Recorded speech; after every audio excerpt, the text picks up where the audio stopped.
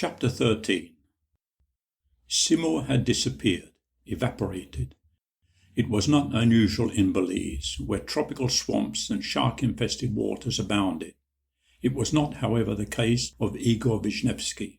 His body, identified by a hotel room card found in a back pocket, had been found floating near the beach at the Coral Grove Resort on Ambergris Caye, and according to the autopsy had been exsanguinated, drained of all its blood. All that was left of the Russian's legs were a few shreds of flesh and shattered bone.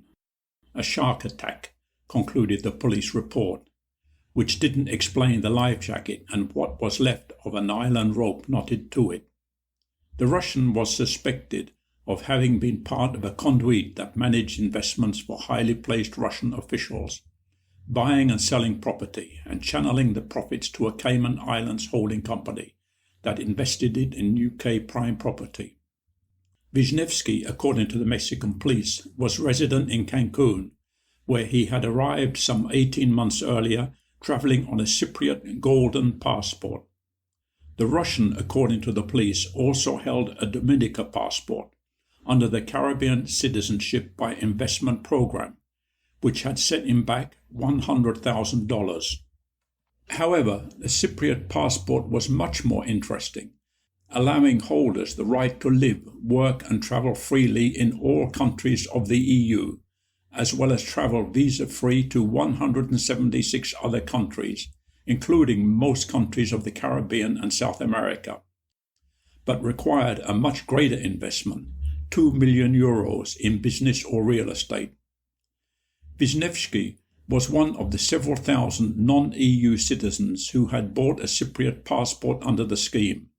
They were mainly Russians, but also Ukrainians, Chinese and Middle Easterners, all of whom had one thing in common: their wealth. Theoretically, they had clean records, but that was difficult to ascertain, given the means a small country like Cyprus had to investigate declarations. So apart from a summary check on the Europol database, the rejection rate was almost negligible. Among those who had successfully applied for a Cypriot passport was Joe Lowe, the previous owner of Pat Kennedy's mega yacht. Lowe had been behind the enormous financial scandal that ended up with the former Malaysian Prime Minister, Najib Razak, in prison and billions of dollars missing from his country's sovereign wealth funds. Others included well-known Russian oligarchs like Oleg Deripaski, owner of one of Russia's largest industrial groups, or more shady businessmen like Ali Beglov, who was sentenced to 2 years imprisonment in 1990 for racketeering and extortion in St. Petersburg. Ali then entered the oil bunkering business and became the local representative of Lukoil, one of Russia's largest oil and gas corporations, and by the end of the decade he had become general manager of the Lukoil's bunkering business, which managed oil storage units in ports across Russia and abroad. In 2015, his business interests had expanded into dairy products, and his customers included Russia's Constitutional Court, the FSB, the State Duma, and the Federal Council. Even more interesting was Mykola Zlochevsky, now living in Monaco, a former Ukrainian Minister of Ecology and Natural Resources, who also held a Cypriot passport. He had been accused of favouring his energy company, Burisma Holdings, which, though based in Kiev, was registered in Cyprus. Burisma came to the attention of the US public after it emerged Joe Biden's son, Hunter Biden, had been on its board of directors, whilst his father was in charge of American policy in the Ukraine. Wisniewski's mistake was to encourage top Russian government officials to invest in the luxury condominium and golf complex at Ambergris, near to the border with the Mexican Yucatan, which led to questions being raised by the opposition, led by Alexei Navalny, as to how they, not so richly paid officials, could invest large sums of money in such valuable assets. Wisniewski was liquidated after the collapse of his real estate deals threatened to expose Sedov and the VTB.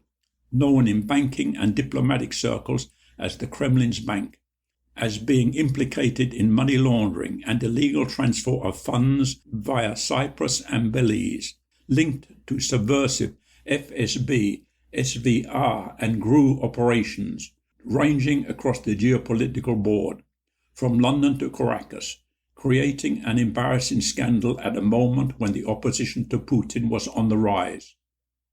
Wallis, through Dmitriev, then Wisniewski, had discovered an endless source of what seemed like easy money, which he moved through a complex web of companies and bank accounts that little by little escaped the control of Wisniewski, who was leading a high life in Cancun, entertaining a flow of highly placed Russian officials, discovering the Yucatan's exotic pleasures, beaches, golf, cruises and the wonders of the Mayan civilization. A breath of fresh air after the deep privations of Venezuela, now reminiscent of the USSR under Gorbachev and the economic collapse which Yeltsin had presided over. Wallis had persuaded the Russian everything was in order. It was the way things were done locally, and it was. Business boomed. The tourist industry knew no limits. Investors fought to buy land and build tourist resorts. Who could have imagined the pandemic, a scenario from a Stephen King novel? The streets of Cancun silent, the usually packed shopping centres fell silent, the beaches emptied, and the ambergris development went belly up. Wallis had not only invested the Russians' money in local real estate, but also in Cancun, the Dominican Republic and Jamaica, all of which was enmeshed in local corruption, as cash flowed freely, driving up land prices, with buyers fighting over sites as greedy politicians scrambled to get their snouts into the trough. Dirty money was laundered as funds were shunted between accounts owned by obscure shell companies, registered in Belize, Panama, the British Virgin Islands, Cyprus and other offshore tax havens, all of which enabled corrupt politicians and businessmen to hide massive sums of money from their governments.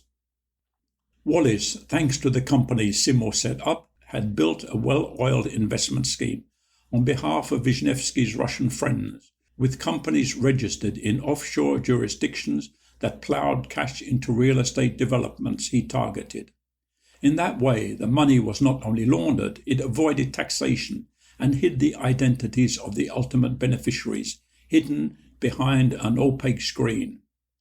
The trouble was Wisniewski had become careless, too trusting, but above all, he, like everyone else, could have never imagined a pandemic.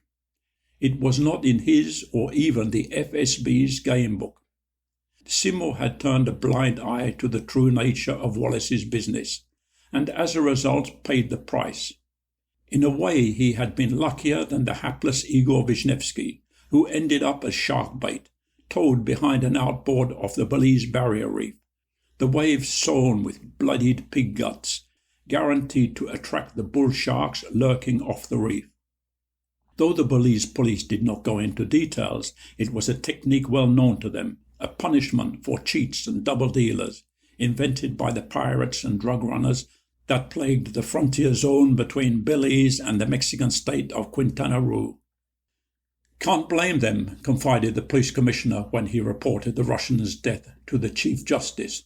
"Wisniewski must have tasted as rotten as his reputation. Those sharks usually leave nothing behind."